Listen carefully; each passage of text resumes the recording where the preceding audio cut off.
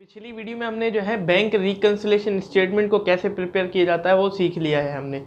अगर हम पिछली वीडियो की बात करें तो उसमें हमने जो है प्लस बैलेंसेस जो हमारे होते थे बैंक में यानी कि हमारा जो बैलेंस होता था उसको हमने जो है मैच किया है कैश बुक से, या कैश बुक के बैलेंस को मैच किया है बैंक बुक से। अब कभी कभी क्या होता है, हम जो है एक्सेस विड्रॉ कर लेते हैं अपने बैंक से, जितना बैलेंस हमारे बैंक में होता है उससे एक्सेस विड्रॉ कर लेते हैं, जिसे जो है ओवरड्राफ्ट भी बैंक ओवरड्राफ्ट बोला जाता है।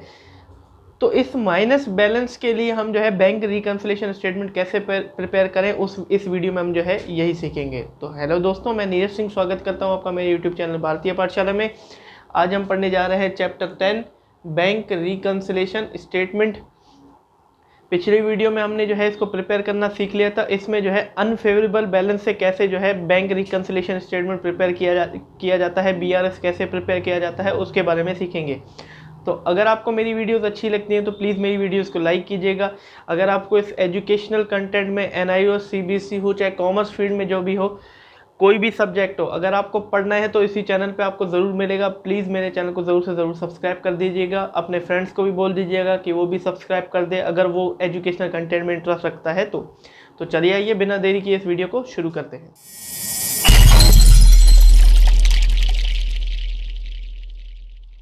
अब अनफेवरेबल बैलेंस तो आपको पता लग गया होगा कि वो होता क्या है। जैसे कि हमारा माइनस में बैलेंस चल रहा हो हमारे बैंक में, तो उसकी हम जो है बैंक रिकन्सिलेशन स्टेटमेंट कैसे प्रिपेयर करें। अब आप सोच रहे होंगे कि हम कैश बुक के साथ उसको मैच क्यों करें, हम माइनस बैलेंस को कैश बुक के साथ मैच क्यों करें, हमारा वैसे ही बैलेंस माइनस में चल रहा है तो बैंक चाहे कम ले या ज़्यादा ले, हमें उससे क्या मतलब है। देखो, अब मान लीजिए हमारा जो है ओवरड्राफ्ट 10,000 रुपये का चल रहा हो, हमारे जो है हम बैंक स्टेटमेंट मंगाते हैं उसमें 15,000 आ रहा हो, फिर अब हमें तो बैंक को 10,000 रुपये जमा कराने हैं। अगर माइनस में, अगर बैलेंस अपना प्लस में करवाना हो फिर क्या होगा, हमें 15,000 जमा करवाने पड़ेंगे। क्यों? इसी का हिसाब किताब तो होना चाहिए। इसीलिए हम जो है अनफेवरेबल बैलेंसेस की भी जो है बैंक रिकन्सिलेशन स्टेटमेंट बनाते हैं, उसको भी जो है उस बैलेंस को भी हम रिकन्साइल करते हैं अपनी कैश बुक से। कैश बुक में कुछ और बैंक का बैलेंस दिखा रहा हो, भले वो भी अनफेवरेबल हो, वो भी माइनस में चल रहा हो, बट हम देखते हैं कि पासबुक में भी हमारा कुछ और बैलेंस चल रहा है, तब भी फिर जो है डिफरेंस क्रिएट हो जाता है और इसकी भी अकाउंटिंग होनी चाहिए। इसीलिए हम रफ स्टेटमेंट, इसकी भी एक BRS बनाते हैं, बैंक रिकन्सिलेशन स्टेटमेंट। अब उसको कैसे प्रिपेयर किया जाता है इसके बारे में हम सीखते हैं। तो देखिए, कोई फर्क नहीं है हमें, फ़र्क सिर्फ एक माइनस सा डिफरेंस है। जैसे कि हम अगर पिछली वीडियो में हमने देखे तो हम सबसे पहले अगर कोई बैलेंस गिवन होता था, अब मान लीजिए कोई balance as per cash book given होता था, हम क्या करते थे, ट्रांजैक्शन को यहाँ लिखते थे और प्लस अमाउंट में उसका अमाउंट डाल देते थे, जो भी अगर अमाउंट हमें गिवन होता था। अब सिर्फ यही फर्स्ट लाइन का चेंज है, बाकी सब एज इट इज़ हमें जो है वैसे ही करना है, बस वही माइनर सा चेंजेस है। हमें क्या करना है, अगर ओवरड्राफ्ट बैलेंस गिवन हो यानी कि अनफेवरेबल बैलेंस हमें गिवन हो, हम ट्रांजैक्शन का नाम उसमें लिखेंगे और जो वो अमाउंट है उसको हम माइनस अमाउंट में डाल देंगे, माइनस के कॉलम में डाल देंगे, क्योंकि हमारा बैलेंस माइनस में चल रहा हो। बाकी जैसे मैंने आपको रूल बताया था कि कैसे प्रिपेयर किया जाता है, वो एज इट इज़ जो है CB और PB का जो डेबिट क्रेडिट का रूल है, वैसे ही जो माइनस हो रहा है तो PB प्लस, अगर कैश बुक माइनस हो रही है तो पासबुक प्लस हो जाएगी, अगर कैश बुक प्लस होती है तो पासबुक माइनस हो जाएगी, जैसा रूल मैंने पिछली वीडियो में बताया था। बस एक माइनर सा चेंज क्या है कि ट्रांजैक्शन का नाम लिखना है, अगर ओवरड्राफ्ट बैलेंस गिवन हो, प्लस अमाउंट में उसका अमाउंट नहीं लिखना, हमें उसका अमाउंट किस में लिखना है, माइनस अमाउंट में, बस और कुछ नहीं करना। देखिए, मैं आपको बता देता हूँ, आपकी बुक में एक इलस्ट्रेशन 5 गिवन है जिसमें जो है वो अनफेवरेबल का इलस्ट्रेशन है। उसको कैसे प्रिपेयर किया जाता है उसको प्रैक्टिकली मैं आपको जो है अभी बता देता हूँ। आपकी स्क्रीन पे इलस्ट्रेशन 5 दिख रहा होगा, इसकी स्क्रीनशॉट खींचिए, उसको रख के बैठ जाइए। अगर आपके पास बुक नहीं है, अगर बुक है तो पेज नंबर 201 आप खोल लीजिए, उसमें जो है आपका इलस्ट्रेशन 5 गिवन है, उसको खोल के बैठ जाइए। मैं आपको जो है इलस्ट्रेशन 5 करा देता हूँ। तो इलस्ट्रेशन 5 में यहाँ लिखा हुआ है कि on December 31, 2014 the cash book of MS Mona plastics shows a credit balance 6500। Credit balance show हो रहा है यहाँ पे, ठीक है, उसकी कैश बुक में, ठीक है। मोना प्लास्टिक का फर्म है, उसकी कैश बुक में क्रेडिट बैलेंस शो हो रहा है। क्रेडिट बैलेंस शो का मतलब क्या होता है कि क्रेडिट का जो अमाउंट है वो बड़ा दिखा रहा है, तो इसका मतलब उसकी CD किस साइड आ रही है, डेबिट साइड आ रही है। बट जब हमने कैश बुक सीखा था, देखिए इस बात को समझिएगा, क्रेडिट बैलेंस को मैंने आपको बैलेंसिंग बताया था लेजर में, डेबिट बैलेंस और क्रेडिट बैलेंस। अगर डेबिट कॉलम बड़ा आ रहा है तो डेबिट बैलेंस माना जाएगा, क्रेडिट कॉलम बड़ा आ रहा है तो क्रेडिट कॉलम माना जाएगा। ट्रायल बैलेंस में भी हमने ये चीज़ सीखी थी, डेबिट कॉलम होता है तो उसका सीडी कहाँ आता है, क्रेडिट साइड में, और अगर डेबिट बैलेंस होता है तो उसका सीडी किस साइड आता है, क्रेडिट साइड में। अगर क्रेडिट बैलेंस होता है तो उसका सीडी किस साइड आता है, डेबिट बैलेंस में। हम अगर कैश बुक सीखते थे उसमें हम अगर मोस्टली देखें तो हमारा सीडी क्रेडिट साइड में आता था, जो कि वो प्लस बैलेंस था हमारा, कि हमारे लास्ट में जो है महीने के एंड में इतना कैश हमारे पास बचा हुआ है। बट अगर वही सीडी डेबिट साइड में आता है तो वो हमारा बैलेंस, इसका मतलब माइनस में चल रहा है। अब मैं कैश बुक की बात किससे कर रहा हूँ, बैंक से कर रहा हूँ, क्योंकि हम बैंक रिकंसिलिएशन स्टेटमेंट बना रहे हैं, तो मेरा मतलब सिर्फ बैंक कॉलम कैश बुक से है। अब इसका MS मोना प्लास्टिक, उसका जो है क्रेडिट बैलेंस शो हो रहा है किस कॉलम में, बैंक कॉलम में, तो मतलब कि इसका बैलेंस जो है माइनस में चल रहा है। ठीक है, इसका बैलेंस किस में चल रहा है, माइनस में चल रहा है। 6500 रुपये इसने जो है ओवरड्राफ्ट कर रखा है। ठीक है, cheque amounting 35 deposit into bank but they are not collected, ये जो है हमारी ट्रांजैक्शन है। सबसे फर्स्ट ट्रांजैक्शन जो है शोज अ क्रेडिट बैलेंस, मतलब कि ओवरड्राफ्ट। ठीक है, तो इसको हम लिखेंगे ऐसे ही, overdraft as per cash book लिख देंगे, या overdraft as per bank column of the cash book, जो आपका मन करे वो आप लिख सकते हैं। तो फर्स्ट ट्रांजैक्शन में लिख देता हूँ overdraft as per cash book, और उसका जो 6500 अमाउंट है वो मैं माइनस में लिखूंगा, ना कि प्लस में, क्योंकि ये हमारा अनफेवरेबल चल रहा है।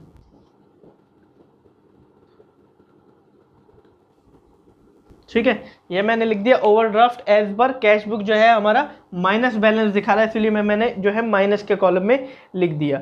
अब सेकंड ट्रांजैक्शन देखते हैं, cheque amounting to 3500 deposit into bank but they are not collected by the bank. हमने चेक डिपॉजिट कर दिया बैंक में, ठीक है, बट अभी तक बैंक में कलेक्शन आई नहीं। हमने जो है स्टेटमेंट मंगाई, उसमें देख रहे हैं कि वो पैसा जुड़ा ही नहीं है, वो क्रेडिट ही नहीं हुआ।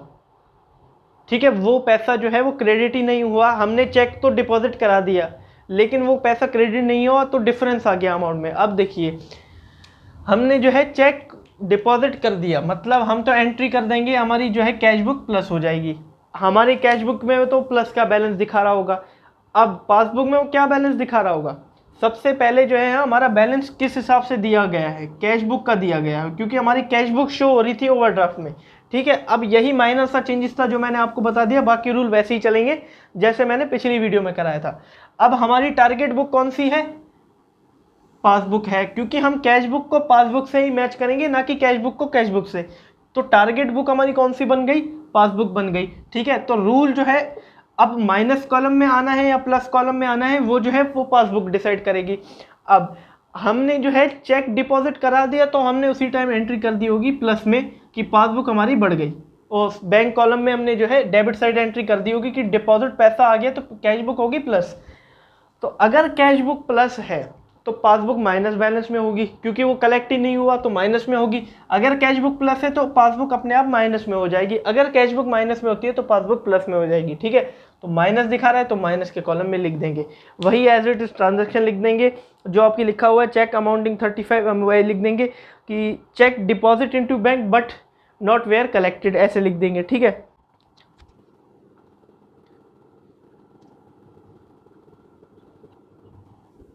ठीक है, सेकंड ट्रांजैक्शन भी जो है हमने पुट कर दी। मैंने आपको समझा दिया कि किस रूल के हिसाब से मैंने जो है माइनस के अमाउंट में लिखा है। यहाँ पे मैंने ट्रांजैक्शन लिख दिया cheque deposit into bank but not credit, वही सेम बात है, क्रेडिट नहीं हुआ, जुड़ी नहीं है तो प्लस होगी, तो क्रेडिट होगी पासबुक। ठीक है, मैंने लिख दिया। अब थर्ड ट्रांजैक्शन देखते हैं। थर्ड ट्रांजैक्शन में देखा है कि firm issue cheque of 1000 which they are not present for the payment. Firm ने चेक इशू कर दिया, मतलब किसी को पेमेंट करी होगी तो इसीलिए चेक इशू कर दिया, but not present for payment, वहां पे प्रेजेंट ही नहीं हो रहा वो पेमेंट के लिए, मतलब कि पासबुक में उसकी एंट्री ही नहीं है कि वो जो है पेमेंट हुई है कि नहीं हमारी। अब मान लीजिए ये भी मैंने आपको जो है इस पिछली वीडियो के ही जैसे इलस्ट्रेशन मैंने लिए थे वही जो है आपको गिवन हो रखे हैं। हमने जो है चेक इशू कर दिया बट अभी तक उसकी पेमेंट दिखाई नहीं रहा पासबुक में, हमने स्टेटमेंट मंगाई उसमें कोई एंट्री ही नहीं हो रखी, तो इसीलिए डिफरेंस आ गया हमारी कैश बुक में और बैंक बुक में, यानी कि पासबुक में बैंक स्टेटमेंट में। अब हमने तो पेमेंट कर दी चेक चेक के साथ हमने जो है पेमेंट कर दी, उसको चेक पकड़ा दिया, हमने डायरेक्ट जो है उसको अपनी कैश बुक में एंट्री कर दी कि हमारा जो है कैश घट गया, हमने पेमेंट कर दी, उसी टाइम हमने एंट्री कर दी। अब वो बंदा जिसको हमने पेमेंट करी होगी, हमारा कोई डेटर होगा, वो अभी तक बैंक गया ही नहीं है चेक लेके, वहाँ पे चेक देगा तभी तो उसके अकाउंट में पैसे आएंगे और हमारे अकाउंट से पैसे कटेंगे, वो अभी तक गया ही नहीं था। हमने अपनी कैश बुक में एंट्री कर दी, हमने माइनस कर दिया उसका बैलेंस, बट पासबुक में वो प्लस का ही बैलेंस दिखा रहा है, अभी तक वो कटा ही नहीं है। तो अब इसका समझना एक बार कि हमने जो है एंट्री क्या करी होगी, हमने अपना माइनस में एंट्री करी होगी, क्योंकि हमसे जो चेक चला गया, मतलब बैंक का बैलेंस हमने घट गया, तो हमारी कैश बुक घट गई। ठीक है, बैंक कॉलम कैश बुक घट गई। अब मेरा जो है, मैंने आपको बताया कि बैंक से रिलेशन है, तो हमारी कैश बुक घट गई, तो पासबुक में क्या बैलेंस दिखा रहा होगा, प्लस में दिखा रहा होगा। जाहिर सी बात है, अगर हमारा बैलेंस माइनस में है तो पासबुक में प्लस में दिखा रहा होगा, तभी तो डिफरेंस है, वरना डिफरेंस ही क्यों क्रिएट होता। हमारा माइनस में बैलेंस होता तो इसका भी माइनस में होता, हमारा कट गया तो इसका कट गया, तो डिफरेंस का क्या मतलब। हमारा अगर माइनस में, देखिए आप सिचुएशन को समझिए, अगर हमारा बैलेंस माइनस में दिखा रहा है, हमारा बैलेंस कम दिखा रहा है, तो पासबुक का ज़्यादा दिखा रहा होगा, तभी तो डिफरेंस क्रिएट हुआ, तभी तो हम BRS बना रहे हैं, वरना क्यों बनाते हम। ठीक है, अगर कैश बुक प्लस है तो पासबुक माइनस होगी, हमारी टारगेट बुक के हिसाब से हम जो है कॉलम चुनेंगे। अब मान लीजिए हमारा टारगेट कैश बुक होता, तो अगर पासबुक प्लस होती तो कैश बुक माइनस होता, अगर टारगेट बुक ही माइनस है तो हम जो है माइनस का कॉलम ही चुनेंगे, तो कैश बुक भी माइनस होगी। ठीक है, मैंने पिछली वीडियो में अच्छे से एक्सप्लेन कर रखा है, प्लीज़ जाके एक बार पिछली वीडियो ज़रूर से देख लीजिएगा। ठीक है, अब हमने जो है चेक इशू कर दिया, तो हमारी कैश बुक घट गई, हमारे पासबुक में क्या दिखा रहा है, प्लस का, तो हम जो है वो अमाउंट किस कॉलम में डालेंगे, प्लस के कॉलम में लिखेंगे क्या कि cheque issue but not present for the payment.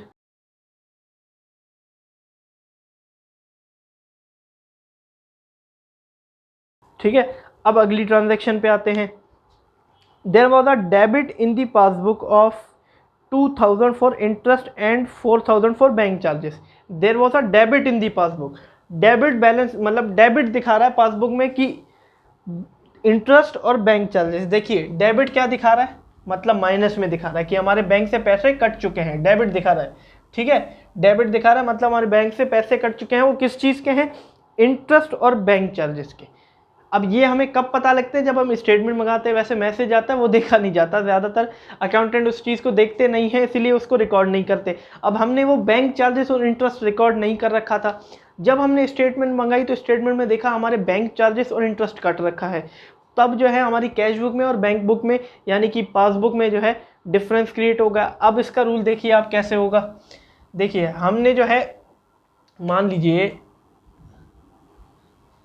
Cash book की हम पहले बात कर लेते हैं, मैं आपको जो है कॉन्सेप्ट समझाने के लिए मैं कैश बुक की बात करता हूँ। अगर पासबुक में हमारे जो है बैलेंस कट चुका है, तो कैश बुक में हमने एंट्री नहीं कर रखी होगी, तो कैश बुक तो प्लस होगी, हमारी कैश बुक हमारी प्लस में होगी, क्योंकि वो एंट्री हमें पता ही नहीं लगी क्यों हम उसको माइनस करें कैश बुक से, तो हमारी कैश बुक वो किस में होगी, प्लस में होगी, तो पासबुक हमारी वैसे ही माइनस में होगी। अगर हम सीधा सीधा रूल देखें तो वो बोलता है कि डेबिट बैलेंस दिखा है, तो डेबिट माइनस का बैलेंस है, तो सीधा हमारे पासबुक में से क्या कट गया, तो माइनस दिखा रहा होगा, कैश बुक वैसे ही प्लस में दिखाएगा, तभी तो डिफरेंस क्रिएट हो रहा है। अब पासबुक के हिसाब से हम रूल जो है प्लस और माइनस का कॉलम सेट करते हैं, पासबुक ही माइनस बोल रहा है तो वो अमाउंट किस में आएगा, हमारे माइनस में आएगा। और लिखेंगे क्या कि bank charges and interest charges, या लिख देंगे कि बैंक एंड इंटरेस्ट चार्जेस। ठीक है, bank and interest were debited in the passbook. ठीक है, ये लिख देंगे हम।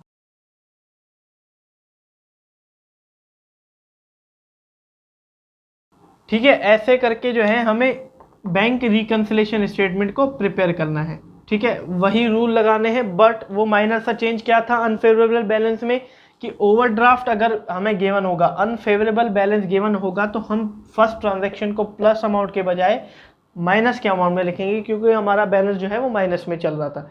तो ऐसे जो है वो अनफेवरेबल बैलेंसेस की जो है ट्रांजैक्शन की जाती है। अब देखिए मैं आपको बताना भूल गया, वैसे हमें जो है हेडिंग में वही डालना था, bank reconciliation statement of firm का नाम। अब फर्म का नाम आपका गिवन था मोना प्लास्टिक, तो लिख देंगे of Mona.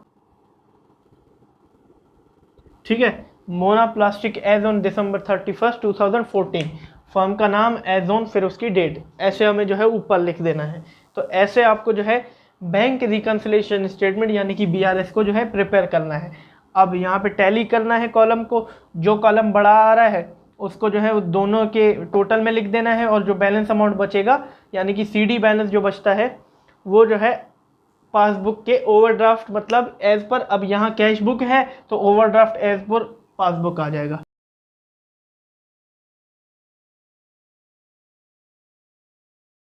Overdraft as per passbook आपका जो है निकल गया। अब कैश बुक के हिसाब से वो ओवरड्राफ्ट हमारा क्या था 6500, और पासबुक के हिसाब से हमारा ओवरड्राफ्ट क्या था 9600।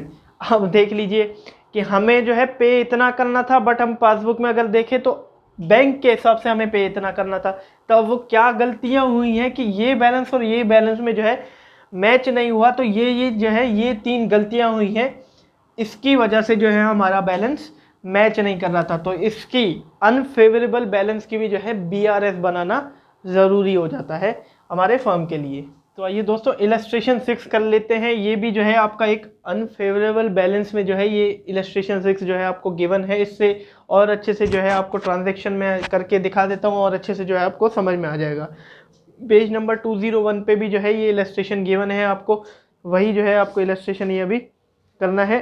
201 एक बार खोल के बैठ जाइए। अगर आपको इलस्ट्रेशन आपके पास बुक नहीं है तो बुक जो है वो इस चैप्टर के जो बुक के नोट्स हैं वो आपको जो है इस लिंक की डिस्क्रिप्शन में मिल जाएंगे, उसको भी खोल के आप जो है कर सकते हैं। 201 पेज नंबर खोल सकते हैं, नहीं तो आपको स्क्रीन पे इलस्ट्रेशन दिख रहा होगा, उसको जो है एक बार ज़रूर खोल के बैठ जाइए। ठीक है, तो चलिए आइए इस जो इलस्ट्रेशन कर लेते हैं। Prepare bank reconciliation statement of MS Ashima travels for the following information. कोई डेट गिवन नहीं थी, बट वही जो है फर्म का नाम गिवन है, तो मैं फर्म का नाम लिख देता हूँ आशिमा ट्रेडर्स जो है उसकी फर्म का नाम है, तो मैंने लिख दिया bank reconciliation statement of MS Ashima traders. ठीक है, तो यहाँ जो है फर्स्ट आपकी ट्रांजेक्शन दिया हुआ है।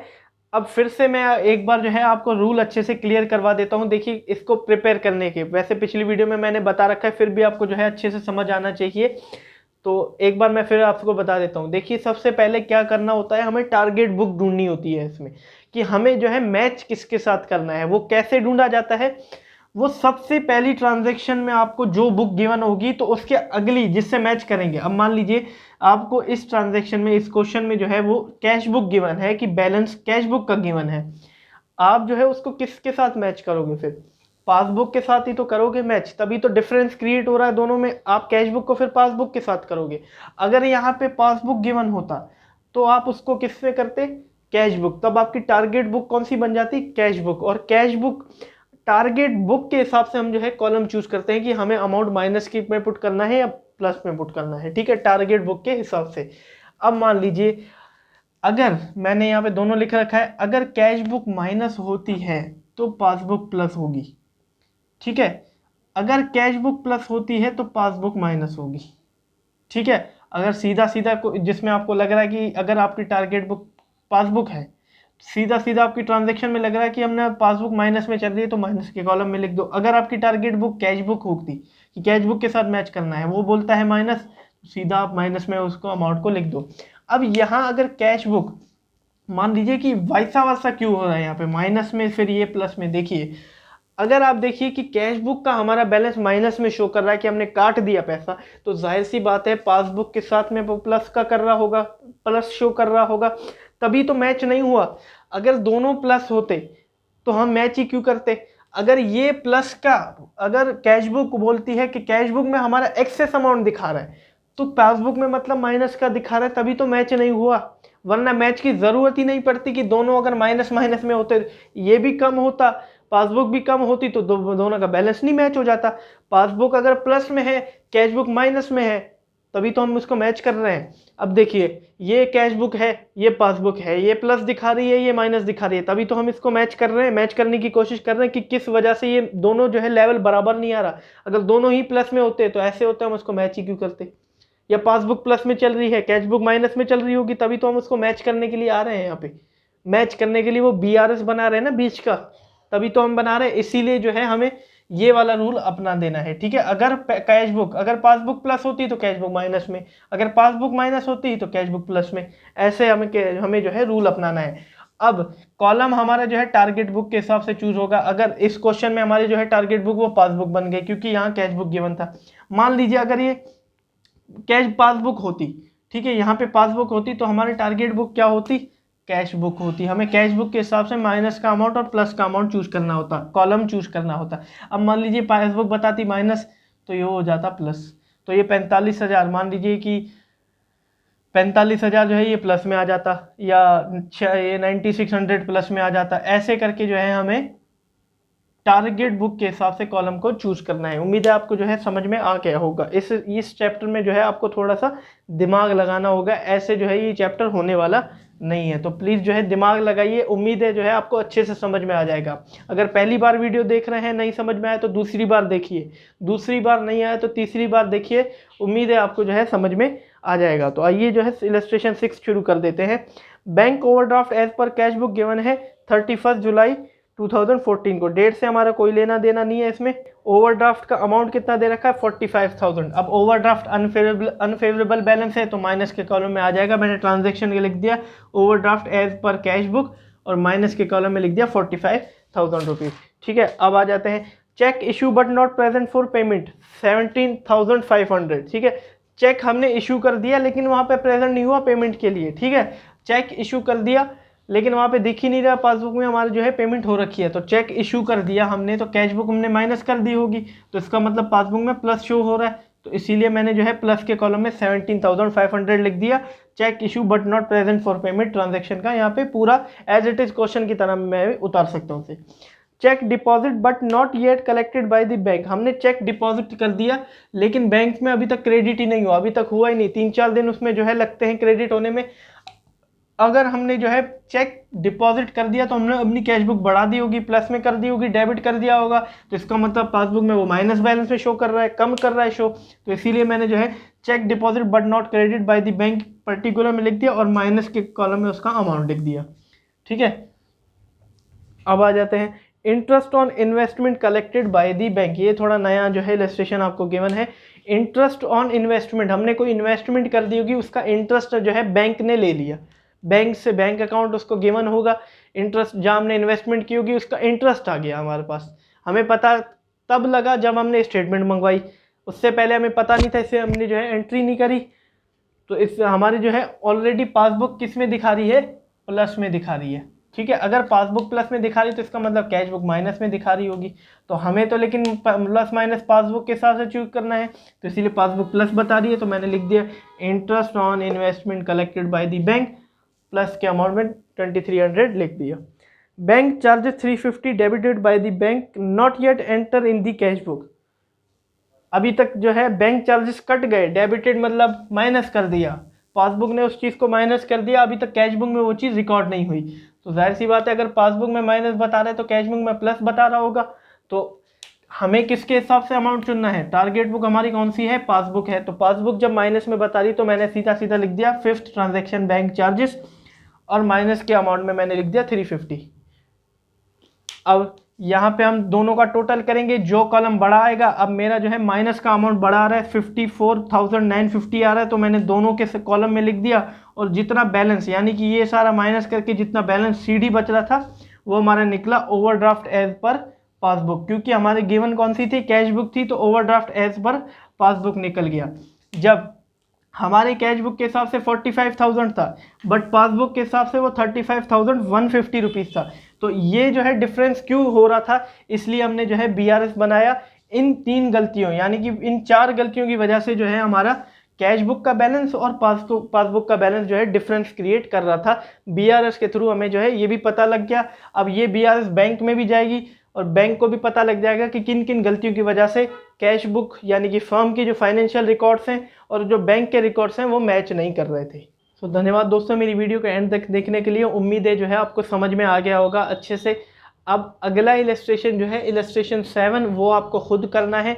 अब करना क्या है, आपको टर्मिनल एक्सरसाइज खोलना है, उसमें क्वेश्चन 4, 5, 6 एंड 7 ये आपने जो है खुद का दिमाग लगा के सिचुएशन को अपने दिमाग में डाल के कि किस सिचुएशन में हमारी पासबुक प्लस होती है, कैश बुक माइनस होती है और उस वो अमाउंट चुनना है और आपने वो जो है बैंक रिकन्सिलिएशन स्टेटमेंट को प्रिपेयर करना है। तो आज की वीडियो को जो है यही ख़त्म करते हैं। हमारा जो है बैंक रिकन्सिलेशन स्टेटमेंट चैप्टर इस वीडियो में ख़त्म हो चुका है। अगली वीडियो में जो है आपका बिल ऑफ एक्सचेंज चैप्टर दिया हुआ है उसको करेंगे, यानी कि इसमें जो है आपका बिल रिसीवेबल बिल पेबल वाला जो है उसकी एंट्रीज की जाती हैं, उसके जो है उसका कॉन्सेप्ट हम पढ़ेंगे। तो उम्मीद है दोस्तों आपको वीडियो अच्छी लगी होगी। अगर आपको इसी कंटेंट में इंटरेस्ट है, एजुकेशनल NIOS हो चाहे वो CBSE हो, आगे मेरी जो है वीडियोस वो इकोनॉमिक्स पे भी बनेंगी, बिजनेस पे भी आएंगी, उसके जो है क्वेश्चन पेपर प्रीवियस ईयर के वो भी जो है आपको कराए जाएंगे। सब तरीके की जो है रिलेटेड एजुकेशनल रिलेटेड कंटेंट जो है आपको इस चैनल पे ज़रूर से ज़रूर मिलेंगे। अगर आपको इस कंटेंट में इंटरेस्ट है तो प्लीज़ मेरे चैनल को ज़रूर सब्सक्राइब कर दीजिए, अपने फ्रेंड्स को भी बोल दीजिएगा कि वो भी सब्सक्राइब कर दें।